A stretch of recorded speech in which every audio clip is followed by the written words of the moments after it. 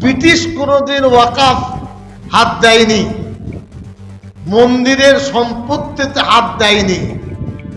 BJP এত বড় ভিখারি, সে হাত দিতে চাইছে। আজকে আপনাদের মাধ্যমে অত্যন্ত স্পষ্টভাবে বলছি, ওয়াকাফ সম্পত্তিতে যদি সামান্য পরিমাণে হাত দিতে যায়, সংঘর্ষ হবে।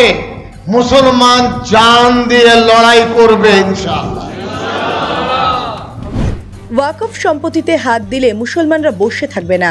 সোমবার বহরমপুরে মুর্শিদাবাদে জেলা জমিয়তে উলামার মজলিসে মুনতাজিমার অধিবেশনে বক্তব্য রাখতে গিয়ে এমনই মন্তব্য করেছেন রাজ্য জমিয়তের সভাপতি তথা রাজ্যের মন্ত্রী মাওলানা সিদ্দিকুল্লাহ চৌধুরী।